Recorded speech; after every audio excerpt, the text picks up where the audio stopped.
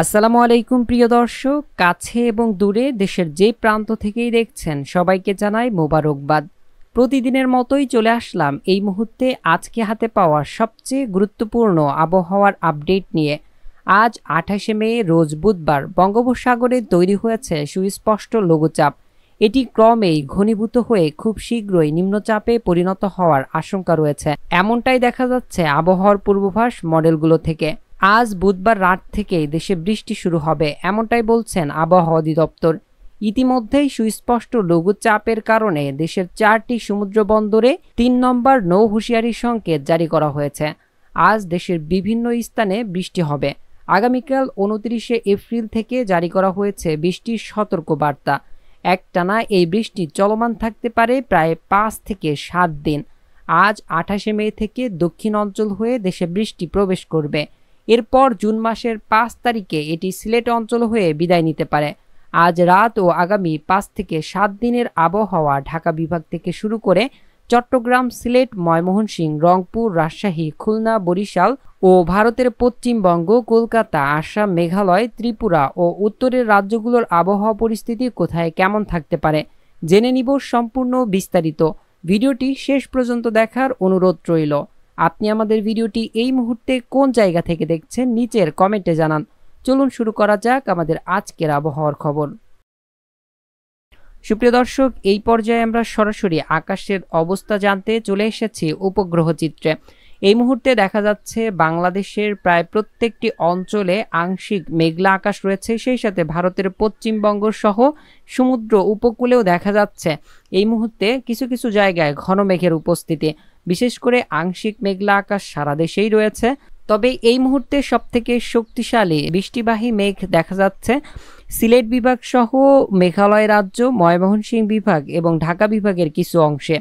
এই মেঘ থেকে ইতিমধ্যেই এ সকল জায়গায় বজ্রসহ বৃষ্টি চলমান রয়েছে। বিশেষ করে আমরা দেখতে পাচ্ছি নাসিরনগর, হবিগঞ্জ, বানিয়াচঙ্গ, মৌলভীবাজার, কুলাউড়া, বালাগঞ্জ, এদিকে সিলেট, ছাতকবাজার, বিশ্বস্তপুর, ফেনারবাগ, জগন্নাথপুর, এদিকে ইটনা, কিশোরগঞ্জ, কটিয়াদি, নাসিরনগর, ব্রাহ্মণবাড়িয়ার আশপাশ, কেন্দুয়া, নেত্রকোনা এ সকল জায়গার আশপাশে ইতিমধ্যে শক্তিশালী মেঘের উপস্থিতি রয়েছে এবং এ সকল জায়গায় কিছুটা বজ্রসহ বৃষ্টি চলমান রয়েছে। সেই সাথে মেঘালয় রাজ্যের প্রায় সকল জায়গায় দেখা যাচ্ছে এই মুহূর্তে বৃষ্টি চলমান রয়েছে। এই বৃষ্টি আরও বেশ কিছু সময় চলার সম্ভাবনা রয়েছে। এদিকে আমরা ঢাকা বিভাগ সহ কুমিল্লার এইদিকে দেখতে পাচ্ছি নতুন নতুন মেঘ তৈরি হচ্ছে। এছাড়াও প্রায় সকল জায়গায় আংশিক মেঘের উপস্থিতি রয়েছে। এই মেঘ থেকে তেমন ভারী বৃষ্টির সম্ভাবনা নেই, তবে হালকা বৃষ্টির সম্ভাবনা রয়েছে। যেমনটা দেখা যাচ্ছে এই মুহূর্তেই শক্তিশালী হচ্ছে মুকসুদপুর, শিবচর, দোহাদ, ফরিদপুর এই সকল অঞ্চলের মেঘ কিছুটা শক্তি অর্জন করছে। এতে করে রাতের মধ্যে বেশ কিছু জায়গায় হালকা থেকে মাঝারি ধরনের বৃষ্টির সম্ভাবনা রয়েছে ফরিদপুর থেকে শুরু করে এই অঞ্চলের মধ্যে। এছাড়াও দেখা যাচ্ছে কুমিল্লার দিকে নতুন করে মেঘ শক্তিশালী হচ্ছে মতিরহাট, সেমবাগ, এদিকে ফরিদগঞ্জ, কুমিল্লা, আগরতলা, আমবাসা এই সকল জায়গায় ইতিমধ্যেই বৃষ্টি চলমান রয়েছে। এছাড়াও চট্টগ্রাম বিভাগের আমরা দেখতে পাচ্ছি ফটিকছড়ি থেকে শুরু করে খাগড়াছড়ি, দীঘিমালা, লংদুত, মানিকছড়ি, রাঙামাটি, রোয়াংছড়ি, রাজস্থলী, বিলাইছড়ি, থানচির, চাকরিয়া, এদিকে মহেশখালী, কক্সবাজার, টেকনাফ এই সকল জায়গায় দক্ষিণ দক্ষিণ পশ্চিম দিক থেকে মেঘ আসছে। এতে করে এই সকল জায়গায় কিছুটা দমকা ঝড়ো হাওয়া সহ হালকা থেকে মাঝারি বৃষ্টি চলমান রয়েছে। সেই সাথে রাতের মধ্যে এই মেঘ শক্তিশালী হয়ে ভারী বৃষ্টির সম্ভাবনা রয়েছে।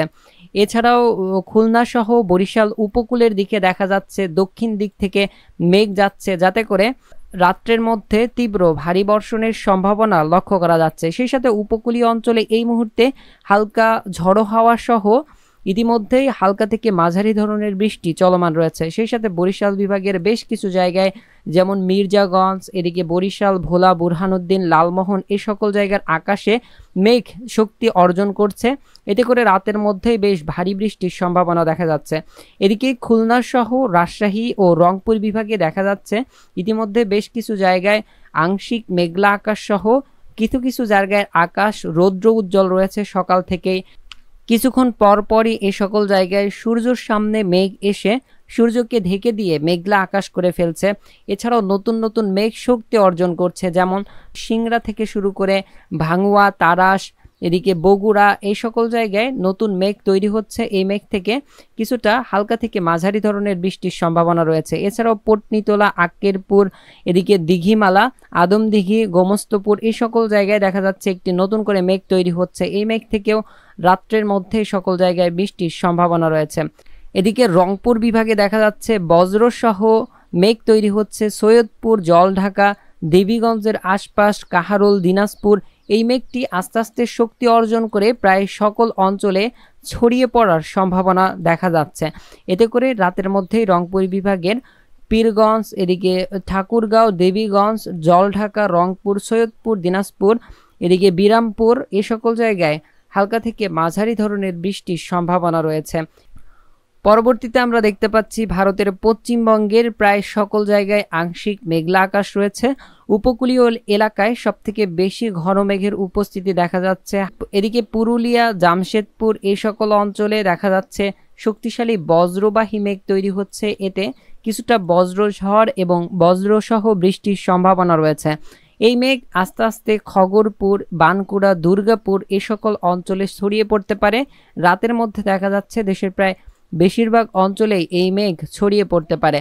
এতে বেশ কিছু জায়গায় ভারী থেকে অতি ভারী বর্ষণের সম্ভাবনা রয়েছে।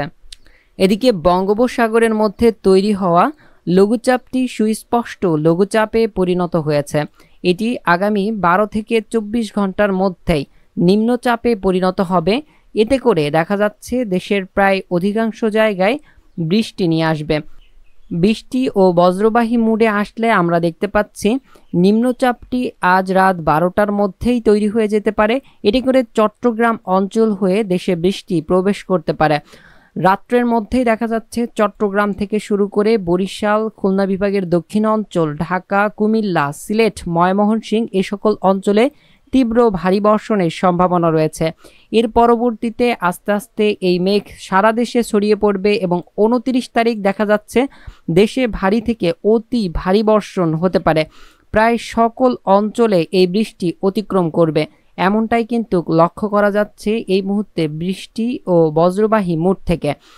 29 তারিখই নিম্নচাপটি বাংলাদেশের মধ্যে প্রবেশ করবে দক্ষিণ অঞ্চল হয়ে, বিশেষ করে খুলনা বিভাগ সহ বরিশাল বিভাগের মধ্য দিয়ে এটি দেশে প্রবেশ করতে পারে।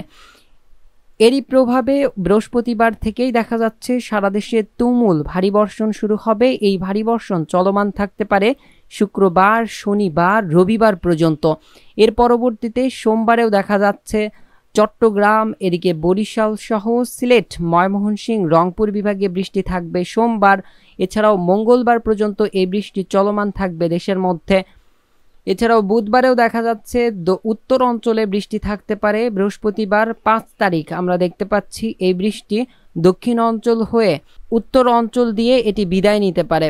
এই সময় দেখা যাচ্ছে দেশে তেমন ঝড় থাকবে না, কিন্তু প্রবল ভারী বর্ষণের সম্ভাবনা রয়েছে প্রায় দেশের সকল অঞ্চলেই। ভারতের পশ্চিমবঙ্গ থেকে শুরু করে বাংলাদেশের প্রায় প্রত্যেকটি অঞ্চল, এদিকে ত্রিপুরা রাজ্য থেকে শুরু করে উত্তরের মেঘালয় রাজ্য এবং শিলিগুড়ি, আলিপুরদুয়ার সহ উত্তরের যেই সকল রাজ্য রয়েছে সব জায়গায় এই বৃষ্টি ছড়িয়ে পড়বে এবং তুমুল ভারী বর্ষণের সম্ভাবনা রয়েছে, এমনটাই সতর্কতা জারি করা হয়েছে। ইতিমধ্যেই উপকূলীয় অঞ্চলে 3 নম্বর সতর্ক সংকেত জারি করা হয়েছে। দেশের প্রায় 4টি সমুদ্র বন্দরেই এই 3 নম্বর সতর্ক সংকেত জারি রয়েছে। এতে করে আগামী কয়েকদিন মাছ ধরা নৌকা সহ সকল প্রকার নৌযান এবং ট্রলারকে পরবর্তী নির্দেশ না দেওয়া পর্যন্ত উপকূলের কাছাকাছি থেকে সাবধানে চলাচল করতে বলা হয়েছে। সুপ্রিয় দর্শক, এই ছিল আমাদের আজকের আবহাওয়ার খবর। পরবর্তী গুরুত্বপূর্ণ আবহাওয়ার খবর মিস না করতে চাইলে চ্যানেলটিকে সাবস্ক্রাইব করে পাশের বেল আইকনটি অন করে রাখুন। আসসালামু আলাইকুম, জাযাকাল্লাহু খায়রান।